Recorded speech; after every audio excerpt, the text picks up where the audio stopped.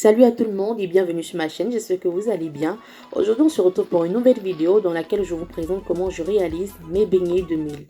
Nous aurons donc besoin de farine de mil, de la banane plantain très mûre, du sucre vanillé, de la levure chimique, de la farine de riz ainsi que de la farine de blé.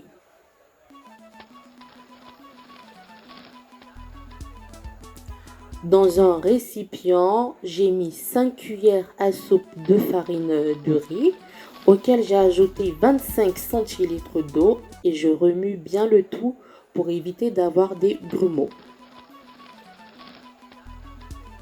Dans une petite casserole, j'ai fait bouillir 25 ml d'eau auquel j'ajoute ma préparation de farine de riz. Il faut bien veiller à tourner le tout, voilà, sans s'arrêter pendant au moins 5 minutes jusqu'à ce que la préparation s'épaississe.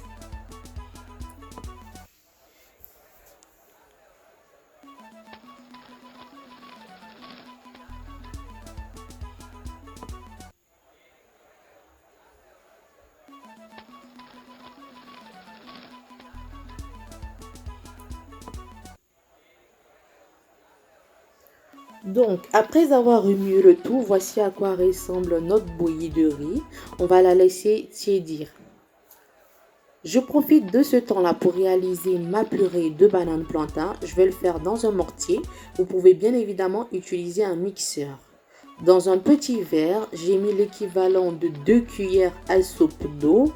Ensuite, je vais diluer la moitié de la levure chimique. Ensuite, à ma farine de riz, plutôt à la bouillie de riz, je vais ajouter l'équivalent de 5 cuillères à soupe de farine de blé. Je vais y ajouter aussi 5 cuillères à soupe de farine de mil.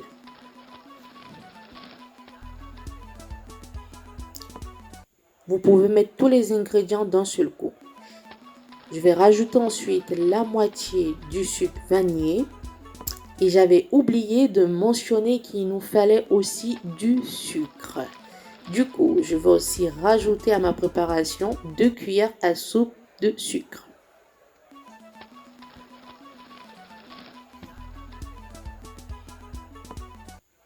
Hors caméra, je vais bien tourner le tout. Voilà à quoi ressemble la préparation. Je vais ensuite rajouter ma purée de banane. Je voudrais aussi profiter pour vous dire merci parce que grâce à vous, nous sommes à 1500 abonnés.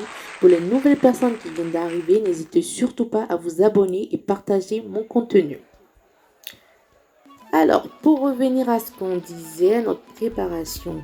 Donc, je vais ensuite rajouter ma préparation de levure chimique, recouvrir bien le tout et laisser reposer pendant environ 5 heures de temps.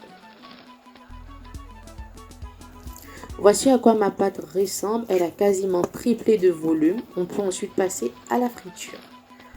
Alors, j'utilise donc une poêle avec des espèces de moules à l'intérieur. Une poêle donc à pancake. Je prends une petite spatule et je mets juste un tout petit peu d'huile pour pas que ma matière s'adhère. Ensuite, dans chaque moule, je mets l'équivalent de 2 cuillères à soupe de ma préparation.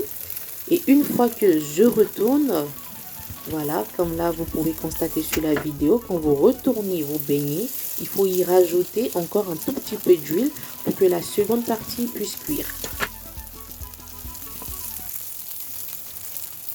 Donc je fais pareillement pour chaque beignet. J'attends pas de retourner le tout en fait, il faut le faire à chaque beignet.